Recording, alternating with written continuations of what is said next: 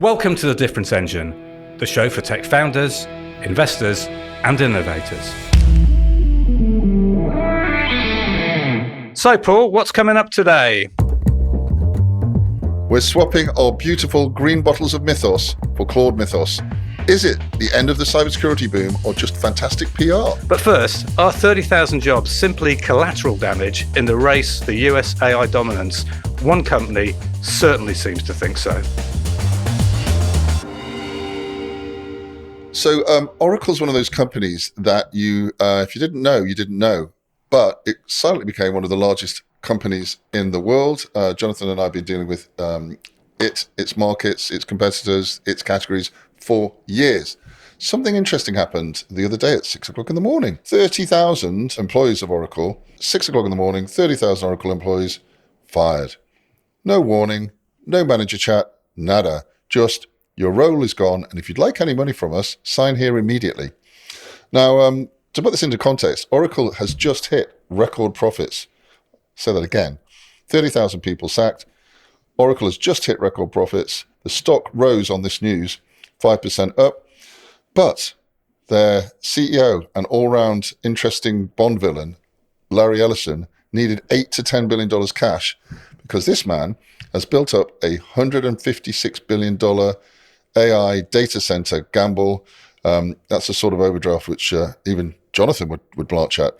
And has gone on to fire nearly 1 in 5 workers for the simple purpose, some would say, allegedly, to make the balance sheet with this large debt look investable. That's not innovation, guys. That's financial engineering, which has human collateral, I'm afraid to say. One also wonders, why are we talking about this? Well, what about, UK and European tech leaders? Can't happen here, can it? Could it happen here? Well, it might do. Anything's possible in this particular world. So that 300 billion OpenAI deal they've done justified $50 billion in debt.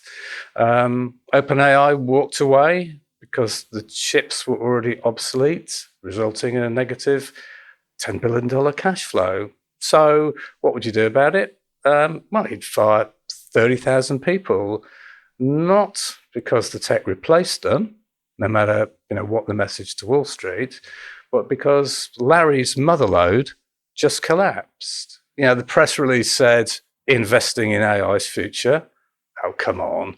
The truth, we borrowed more than we could service. Perhaps that's a lesson to certain national economies not too far from here. Anyway, sitting here in our little concrete tower in West London, and having dealt very happily with American tech firms for well over 40 years, or 70 to 80 between us, this to us, and certainly to me, looks like American tech at its worst, right? So the shareholders win. Stock was at 5% on layoff day.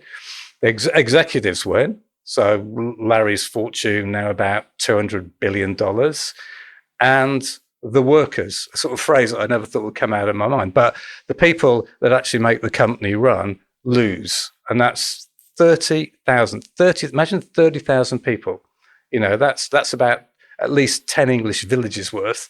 And their careers vaporized before breakfast. What must have that felt like? What did they tell their families? Well, I know what they've been saying on LinkedIn, and it ain't good. Somebody say it's casino capitalism dressed up as disruption. The US loves to moralize about innovation, but when debt calls come home, workers are the collateral. Yeah, we are beginning to sound a little bit like fully paid up members of the union. However, I'm going to try and take the opposite side of this. So, these are big bets, which a company at the age of Oracle, and dare I say it, a gentleman with the venerability of Mr. Ellison would not typically make. The typical wisdom is you made your money, vest in peace and go and enjoy your spoils. But this is a big, bold move. And yes, there was a kerfuffle with the data center, which was being built for OpenAI, and the deal is looking a little bit flaky. But the bets are down. That money has been borrowed and it needs paying back. So if you were a startup, you could sack 1 in 5 people from your business, and let's look at it. X sacked 80% of their workforce in a certain business. So is this the US model, or is this something even bigger, the end of times thanks to AI. The US model is all about over leveraging, betting big, and unfortunately that sometimes means firing en masse. Now over here, we don't do that. We have very much these days tighter lower labour laws. Some would say strong worker protection, other would say over strong worker protections, and we do have a culture that values transparency, like look me in the eyes when you're shooting me in the back, sort of thing. The temptation is real because UK scale-ups are looking, as you said, at what goes on in the US. We're chasing AI hype. We've had a lot of venture debt, and we are, as a country, signing lots of very large cloud contracts. UK venture debt equals fixed repayments, missed covenants, lenders seize assets. Yeah, I mean, I guess if you've got checks and balances, you can. Yeah, so if you're a US and you make a single customer bet, a UK reality check, if your 50% revenue is from one hyperscaler and they pivot, you're sunk. And that thing about email layoffs out of the blue. Well, if you're based in the UK law, and this is pretty much reflected across Europe, needs 90 days of consultation for more than 100 redundancies. Do it via email. Well, you've been for about 2.7 billion in unfair dismissal awards. There are a lot of unfair dismissal awards, as you say. So the US treats these layoffs rather cruelly, I would say, as financial instruments. In the UK, that's not just unethical, it's sort of illegal. That sort of answers the question of why don't we let Wall Street efficiency creep back into British boardrooms? Be careful what you wish for, right? US tech in 2026 is a bubble. The OBR, which is the Office of Budget Responsibility, warns of a 26 billion tax hole if it bursts. The Bank of England says valuations are the most stretched since 2008. Are we in Europe following America off the cliff? Yeah, or ironically, could a nice recession reset everything for us? I mean, these are interesting points, all brought up from this one sort of severe act of corporate decisiveness. So what should UK leaders do instead, Paul? Well, it'd be nice if they didn't send everyone a 6 o'clock in the morning pink slip. I think there's three things they can do. One is let's audit the capital you have before you bet. Because we know a lot of this bet was put on with, let's just say the scenarios weren't fully planned out. There was a lot of risk in that. If you're going to bet big, you do need to look at things in terms of negative cash flow. And how many months of burn do you have if the bet goes wrong? It's just an obvious thing to think about, right? Have you tied your debt to what you hope are future outputs of AI, or are you spending so much on capex? And when we talk about AI capex, let's be really clear, we're talking about NVIDIA mostly. Is your debt tied to that? And we've seen people who will not take on customers unless they can promise in a legal document they have the NVIDIA chips that they say they've got. So, this is very, very risky stuff. And classically, for any business, why would you let a single customer equal more than 30% of your revenue? That's how you get in trouble. Yeah, and from sort of one soft idea, the idea of money, to another soft idea, which is the idea of people. We would advocate that certainly in the UK, you need to build human-centric redundancy protocols. That is about giving. It is about being decent, I think, from our point of view. So, give 60 to 90 days notice. Absolutely not an out of the blue 6 a.m. email. Give outplacement support. If it is the case that your company structure has to change radically, the least you can do is help the people that have got you there in the first place to support them as they move on. And that means career coaching, funding networking, and so on. I think the other thing is, can you just be honest? We're pivoting to AI. This role no longer fits versus you're obsolete. Yeah, and I think, if they were being completely honest, what's wrong with we overhired during COVID and we need to rein it back a bit, just as a demonstration of honesty. And allegedly, I have no proof of this. I read on LinkedIn, this isn't something that may or may not be true, but allegedly there was some discrimination against those folks who had the most amount of RSU still to vest. So those guys who's had a potential liability on the company. Some say, allegedly, on LinkedIn, those were the folks that it would be most beneficial for Oracle to get rid of first. And if that is true, we have no proof it's true. Were that true, that would be a reason that would sort your balance sheet out faster than just letting people go. But with 60 to 90 days, as Jonathan said over here, then it's only 1 quarter's worth of money. Surely that's a more human way to deal with things. I think there's another issue here, which I think is starts to become moral. Gosh, look at us, all high and mighty. I know. How could we be talking this way? It is not only moral, but it can be an element of productivity and motivation, and ultimately company success, to align executive pay with the rest of the company. And of course, the Japanese have been doing this for years. So, align the pay as a multiple of what your average worker takes home, or your lowest paid worker, not just stock. So CEO compensation also aligned with cash flow, not just that stock price. The casino starts with the stock price, doesn't it, really? Of course it does. And people become much more focused on that than they do on all the things which are supposed to influence that stock price. So I think also some of the personal guarantees should be capped. You don't mortgage your home for company debt. I mean, really do not.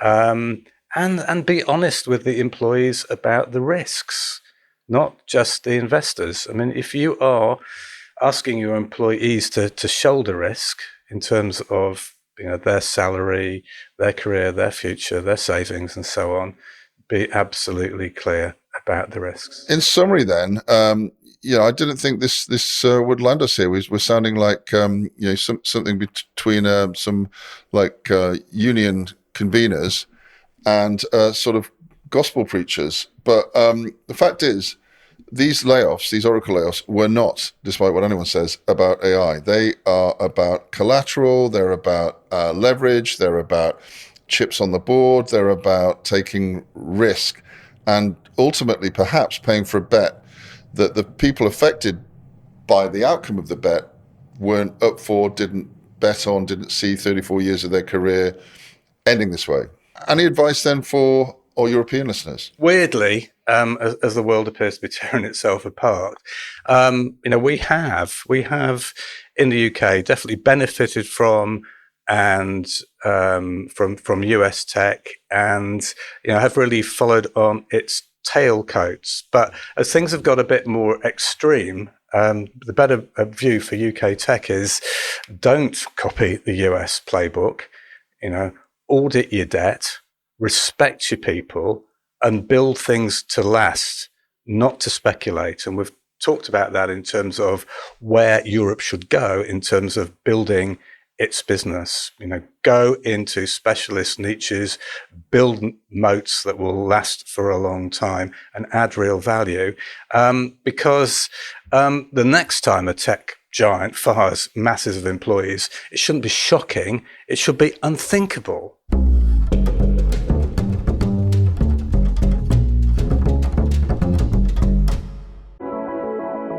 Well, guys, in this increasingly volatile world, many of us are looking for digital sovereignty. And now, more than ever, our national health providers, those in the law and order community, governments and public sector organizations want more control over their communications. They want a digitally sovereign solution which can never be interrupted based on external demands, no matter how powerful they are, and a service which means they are not reliant on a single vendor. Opting for open standard software means a competitive vendor ecosystem and solutions which are designed to interoperate with other organizations' infrastructure. This is where Matrix, the secure communications open standard, plays a vital role. Most European governments already use Matrix-based solutions for communications, and Element is the leading provider of Matrix-based secure communication solutions. It's already working with the European Commission, NATO, the United Nations, and governments in France, Germany, the Netherlands, Sweden, and many others. Element provides sovereign, interoperable, and end-to-end communications. If you're responsible for a nation's trusted and resilient communications, take a look at the Matrix Open Standard and Element at element.io. We've used Element ourselves and find it fast, secure, and so easy to adopt. If you want digital sovereignty, you have to check out Element. See our show notes for more information and get on board with the new secure world of communications today.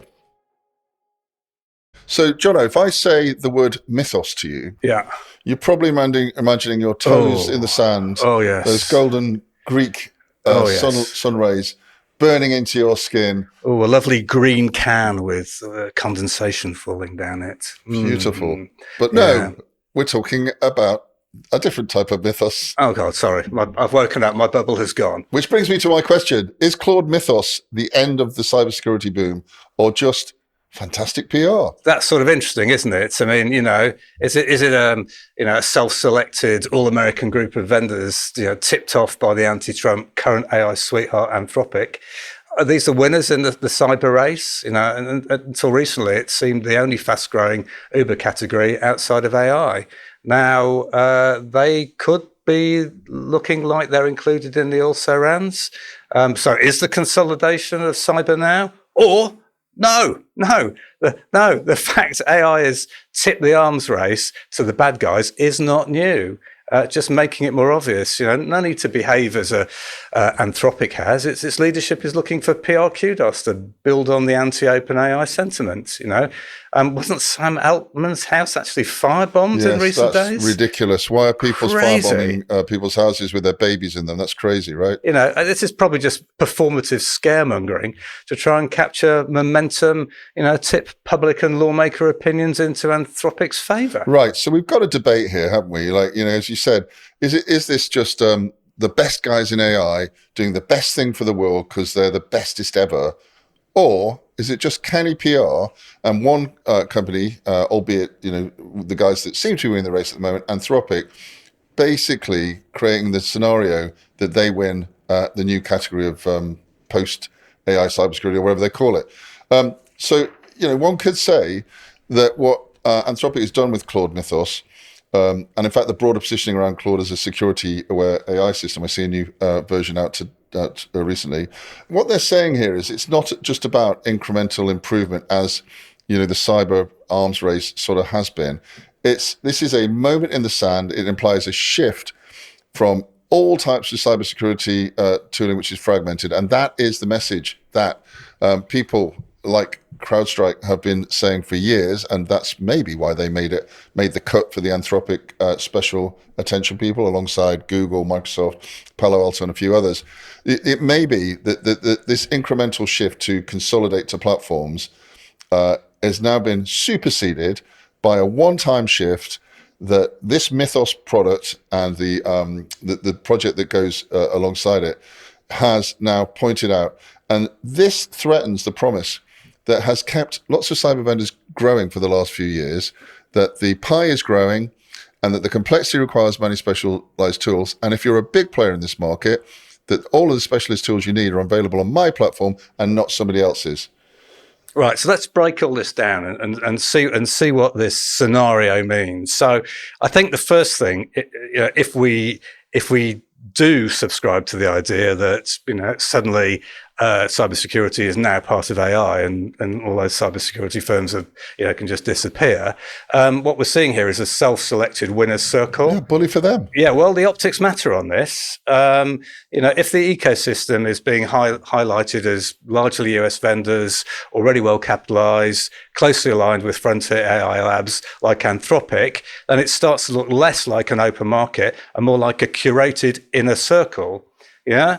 What you said earlier, that this group was effectively tipped off or at least aligned early, reinforces the idea that the next phase of cybersecurity isn't being competed for, it's already pre-allocated. Now, that has to be toxic for a long tail of vendors. If buyers believe the real future is concentrated amongst a handful of AI-aligned players, everybody else immediately looks second tier. They do. And let's not forget what Peter Thiel's advice is here. He hates competition in markets, hates it. Be different, but be in a market of one. So this is looking a little bit like a self-selected winner circle. I do agree. Now, the second way to look at this from what Anthropic's trying to do here is trying to achieve what they call narrative capture. And it's using its friends in the media and experts. And of course, a lot of those media friends do back Anthropic and its anti-Trump, let's say, anti-defense department or Department of War, whatever the hell you want to call it, stance. And so on BBC Newsnight, we've got these so-called experts. Forgive me, they are largely academics, Jonathan. Talking about where this takes us all. But if the experts only seek to validate that this AI-led consolidation thesis, what's the point of that? Because that'll just frame these vendors as the inevitable winners, as appointed by one player in the market. And as you say, it will kill innovation and stop new cybersecurity categories breaking out, because independent or at least non-US ecosystem, bearing in mind all of these guys are US, will be excluded. That's when you get narrative lock-in. And that's the point. It's not just technology driving consolidation anymore. It's perception. And in enterprise tech markets, as we can both attest, perceptions move budgets faster than reality. Oh yeah, right. And I think the third thing we need to think of in this scenario is that AI does indeed collapse the category. So if you think about cybersecurity's growth, it's depended on ever-expanding threat surfaces, tool sprawl, from EDR to SOAR, etc., and the need for human analysts to stitch it all together. But if AI systems like Claude unify detection, reasoning, and response, reduce the need for multiple vendors and abstract away complexity, then cybersecurity stops being a tool chain market and becomes a platform market, right? Now, that's the inflection point when booms end, when dozens of categories collapse into 3 to 5 dominant platforms. Yeah, and another possibility, the fourth possibility, if you will, from all of this is those not included now look like also-rans. And that is, it almost sounds like a famous world leader that we know that never denies and always believes their own story.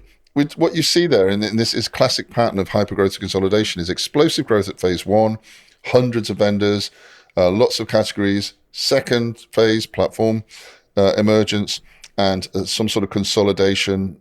Might be a few vendors, could be one. And then finally, and this is with your investment hat on, the capital flight to those perceived category winners. Now, if buyers, investors start believing that, then only these AI native, Anthropic approved, model integrated security players matter, and everyone else fades out or gets acquired. And that means, unfortunately, funding dries up for all the rest of us, and that alone can end a boom. Yeah, regardless of actual demand, I suspect. And then, of course, we've got this sort of, nastier thing which has come in as technology has matured, and that's the sort of political and ideological undertones on this. So, bringing in the idea of Anthropic as the current AI sweetheart of anti-Trump circles adds a more controversial, but may I say it, rhetorically more powerful layer. So it sort of suggests alignment between political, media and tech elites, which we've seen assembling. I mean, it implies a gatekeeping of which companies are legitimized, and it ultimately frames the outcome as orchestrated rather than in some way organic. Now, even if that's overstated as an idea, to me, it strengthens the argument that this is less a data-driven shift and more a coordinated narrative shaping the market. All right. So the bottom line on all of this yes case, meaning yes, this is the end of the cybersecurity boom. What's the bottom line on this? Do you think? Right. I guess if you put all this together, then the argument sort of becomes like this. So AI via players like Anthropic is collapsing cybersecurity complexity. Now, a small aligned group of vendors is being positioned as the future. Media and expert narratives are enforcing that position, and everybody else is being implicitly downgraded or exclusive. And in conclusion then, if we believe that, yes, this is the end of the cybersecurity boom, this isn't just good PR, then it's the moment where the cybersecurity boom peaks and flips into consolidation, where growth concentrates, vendor diversity shrinks, and the category loses its status as the last end of the security boom. It's a dramatic story, but I'm not sure it holds up well, because there's a stronger case. There's what's actually going on here is excellent positioning by Anthropic. And this is not, in fact, a structural turning point. So let's now examine the case for Claude is not the end of the cybersecurity boom. Yeah, no, I think so. I think a stronger case that this is just frankly excellent positioning by Anthropic, and it's not a structural turning point. I mean, to start with, this idea that AI tipped the balance to attackers sort of isn't new. The notion that AI advantages bad actors, it has been circulating for years. We've seen things like automated phishing, malware generation, and social engineering, and they have been sort of if this is a thing you can say, been improving steadily since early GPT era systems. And ransomware groups were already operating like efficient SaaS businesses before Claude scale models even appeared. And the reality, and we've seen this, and it's a core message from many of the security firms we've worked with,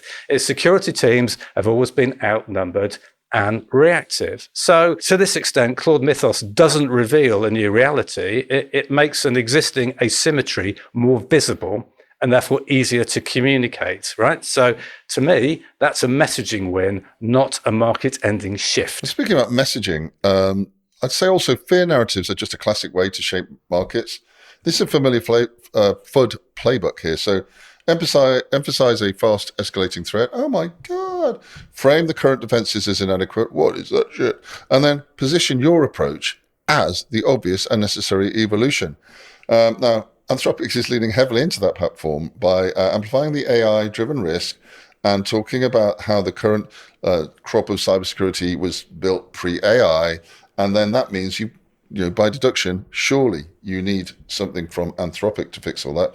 It's not unusual. It's just how major platform shifts take hold. And it is, though, a classic strategic piece of PR. Again, much closer to strategic PR than evidence of a collapse or collapsing industry. This performative scaremongering angle, it's plausible to think this is about momentum building. I mean, Anthropic sits in a competitive triangle with players like OpenAI, where differentiation is hard, and they can lean into safety, governance, responsible deployment. Sort of gives it a distinctive lane. Framing AI as a dangerous but manageable if done their way does two things. I mean, it nudges public opinion and policymakers towards stricter controls. Good, get them in harness, and positions Anthropic as the trusted vendor in that regulated future. That's not accidental. I think it's narrative shaping aimed at regulatory advantage. Yeah, I agree. And I think the timing here is odd. Just after it's had its run-ins, shall we say, with the Department of War, and the fact that it wants to be perceived by certain folks in the market as being on the moral high ground, which brings us on to the anti-OpenAI undercurrent, which we live in. And again, nobody is standing up for folks that throw firebombs at folks' houses with kids inside them. That's ridiculous. But there is a bunch of turbulence, and Sam Altman's been man enough to talk about this, which would amplify the fact that this is the time when an OpenAI undercurrent would push you further in the market. So whether or not the specific incidents are directly relevant, there's definitely increased scrutiny on AI firms. Even in good old merry old England. This gives an opening, this cracks a little bit of a chink of light for rivals to contrast themselves. And Anthropic benefits from leaning into, we take risks more seriously and others are moving too fast, hence the alleged stopping of the model being proliferated. That's classic competitive positioning from a sense of power, but it's not evidence that cybersecurity as a sector is obsolete or anything like it. So why doesn't this end the cyber boom then? So even if AI increases attacker capability, as of course it will, it doesn't eliminate demand, it does the opposite. So more sophisticated attacks means more spending on defense from those attacks, faster attack cycles means a greater need for automation tools, AI-generated threats means AI-driven detection and response. So if you think about history, which we're very fond of doing here on the Difference Engine, every escalation in cyber offense has expanded the market. Cloud, more security vendors; mobile, more security vendors; zero trust, more security vendors, right? So there's no reason AI would break that pattern. If anything, it just widens the attack surface and increases budgets. And if I could move from history to economics for a second, I heard this today. I thought this was genius.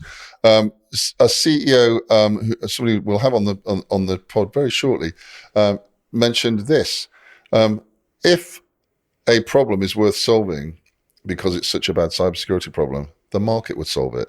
The reason that there are still cybersecurity holes is, for good reason or bad, the market has decided that stuff ain't worth fixing. And as soon as it becomes worth fixing, that's when there's a cybersecurity need, and that's when some new innovation starts. Let's move on to the fragmentation that this is designed to cause, this whole announcement and this whole framing of the haves and the have-nots in cybersecurity. So the idea that AI is going to collapse cybersecurity into a few platforms is very appealing, especially to those guys on the right side of the red rope, if you see what I mean. Because it's unrealistic, though, and also because enterprises have already today got deeply embedded, heterogeneous cybersecurity stacks. They ain't going out and changing those tomorrow. The regulations that have to be dealt with vary from region to region, in some cases making entire cybersecurity solutions not fit for that region. So this is not a one-time in life, stake in the shift in the sand, whatever the phrase I'm looking for is. But threats vary a lot, and by industry, and by how much they matter, etc. So even the most powerful AI systems, and it's sort of shameless, this move, don't magically unify all of that. There is no such thing, people, as silver bullets. What happens is, as we know, this category will layer into various types of existing tools, and we think the underlying vendor ecosystem, with some shifts, with some of the zombies perhaps shaken out, will sustain and definitely not die off. Yeah. So what do we think's the bottom line on this no case? Well, Claude Mythos isn't the end of the cybersecurity boom. It's, I guess at best, it's a highly effective narrative device. Yeah, we like that. Yeah, hat tip. Well done, guys. But it is highlighting risks we already understand or understood. And it's just been a masterstroke, I think, by Anthropic to shape perception, policy, and competitive positioning. So the AI's tip the arms race claim is directionally true, but it's old news. What's new is how forcefully it's being packaged. So I think we think in the end this is less a market inflection point and more a well-timed blend of good old fear, branding, and strategic positioning. And it's designed to capture momentum in a market where it's very difficult to differentiate between many of these big AI players now. So, capturing market momentum, but it's not a signal of the collapse of cybersecurity as a growth industry. Just to conclude, this is definitely not the end of the cybersecurity boom. And if it's going to just pick one positive piece out of this, at least it further explains to the wider world why AI and cyber are so important for our future success. But when it comes to Mythos, we far prefer the beer than the hype. Thank you for listening. If you want to learn more about category design, head to becategorical.com. If you need help designing and dominating your category, then get in touch. Contact details are in the show notes.